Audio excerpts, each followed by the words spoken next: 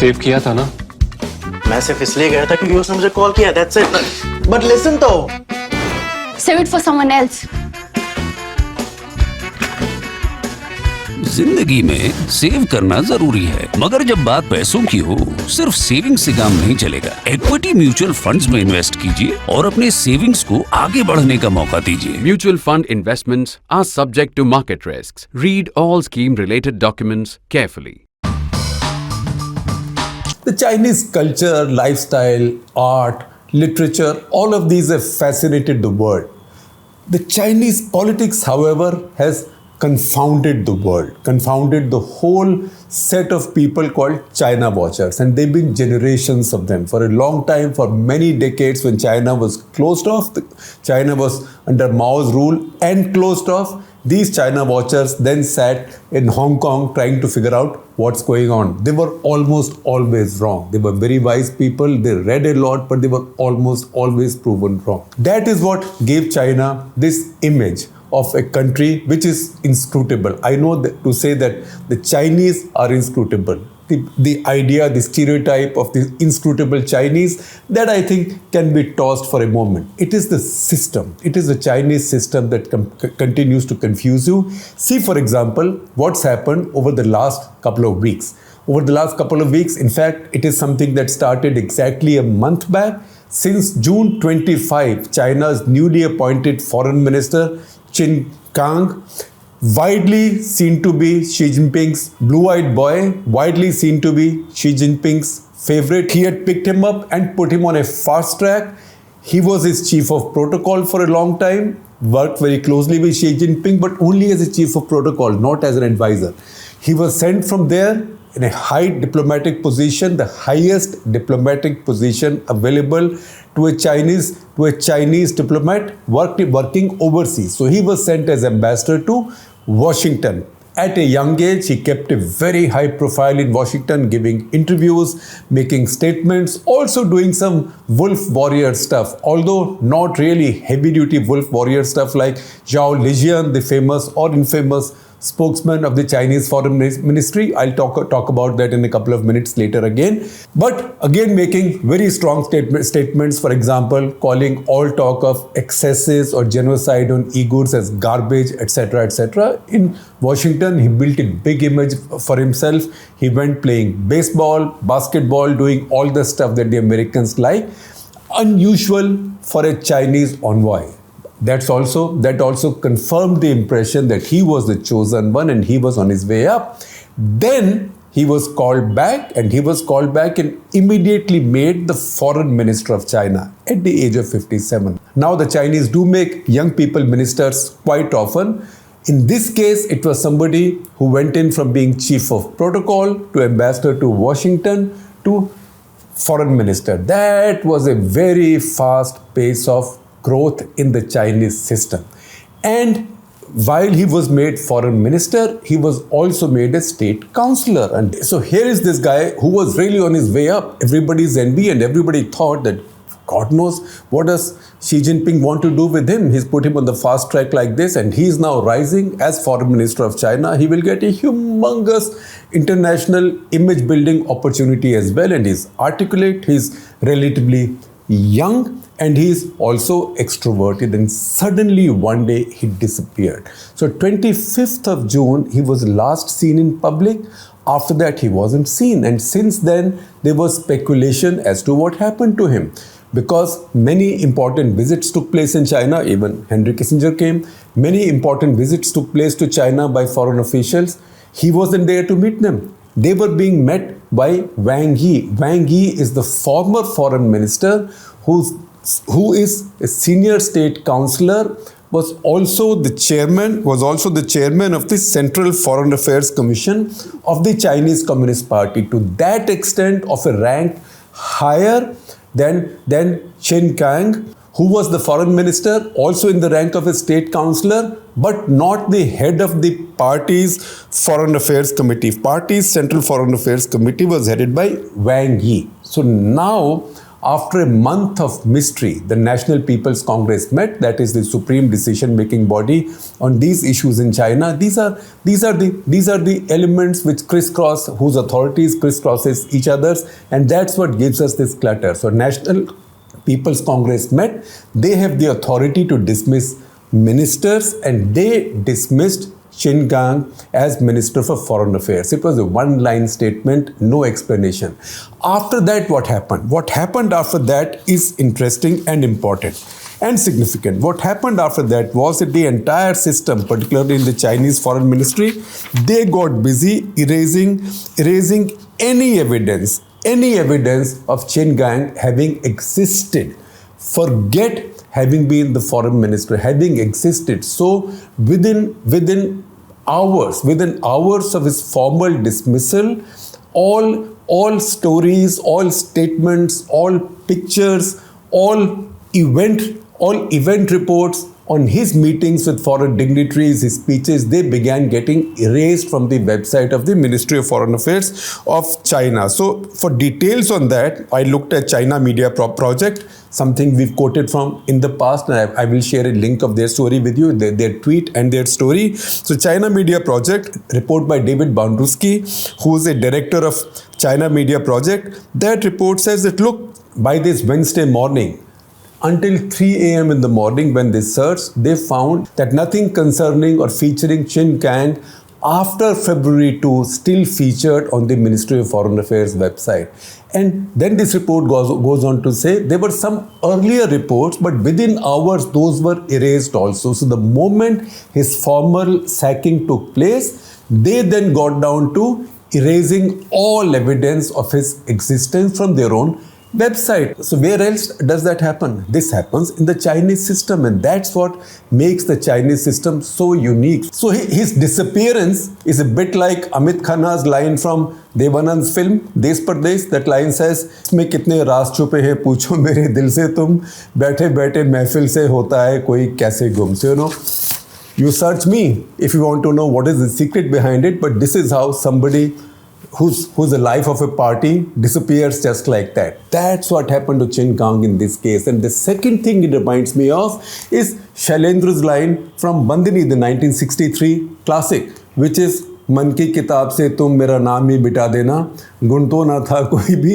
अब गुण मेरे भुला देना, which means just erase me from your memory and your heart. Just erase everything about me, my good qualities as well as bad ones. And that's precisely what's been done with Qin Gang. Now, why has this happened to him? There is still a lot of speculation, but generally the widely accepted quote-unquote truth, and I'm putting those quote-unquotes with truth, the widely accepted truth is that he had an illicit affair. He's a married man with a kid, grown-up kid, that he had an illicit affair which was improper under Chinese rules, conduct rules also, because he was ambassador, China's ambassador to Washington then, and that was an alleged affair with a very famous television anchor of a channel called Phoenix TV, a Hong Kong-based channel called Phoenix TV. Her name is Fu Shaoxian. If I don't get my Chinese pronunciations right, names, etc., my apologies, particularly to the Chinese friends who might be watching this. It is tough. I'm learning. Sometimes I go to Google to try and learn to pronounce some names, but I don't always get it right. It's a struggle. In the course of time, I will improve. Nevertheless, you see the picture, that is Fu Shaoxian, a brilliant woman, young woman. She just turned 40 a couple of months back. Cambridge educated, went to the top university in China, and then Cambridge to Churchill College. In fact, became so famous at Churchill College, and they were so proud of her because she was one of their star alums, and also she contributed a lot of money to philanthropy to the college, that they even named a little garden after her in their college. Fu Shaoxian acquired global stardom. Her fame came from a show that she anchored, and that show was called Talk with World Leaders. So in her time in which she hosted that show, almost every global leader featured there, including Bashar al-Assad of Syria, right? So all of them featured there. Many top leaders of the world featured in that show. That show ended. Guess who was the guest in that episode of that show in March 22? It was Qin Gang as ambassador of China to Washington. So that was the last show. Now many people who watched that show, and I see a lot of commentary on American media, also on China-related media, that says that both of them seemed quite flirtatious with each other on that show. Now that is how you interpret body language, how you interpret something, and now that something seems to have happened, people can draw those conclusions. But the fact is, after that, she went off the air. In the course of time, she delivered a baby, right? She doesn't tell anybody who the father is, and she has also disappeared as much as Qin Gang has disappeared. So that is the mystery behind the mystery behind the mystery as we describe it to you. So when Qin Gang was brought into Beijing as the foreign minister, it was widely seen globally by China watchers, particularly watchers of Chinese foreign policy, that Xi Jinping was now going to dial down the wolf warrior stuff. So Qin Gang could do some wolf warrior stuff, but he was, if at all, wolf warrior light. Now, wolf warrior diplomacy is something that we talked about in a separate episode of Clutter a couple of years back, and I will share a link with you. You can look at that. Wolf warrior, the expression comes from a 2015 film called Wolf Warriors, where Chinese soldiers of Chinese special forces, Chinese commandos, rescue a bunch of Chinese citizens held in captivity and beat up anybody, the quote-unquote bad guys who come in their way. It was like an army of Sunny Deols in action, but on behalf of China, an army of Chinese Sunny Deols.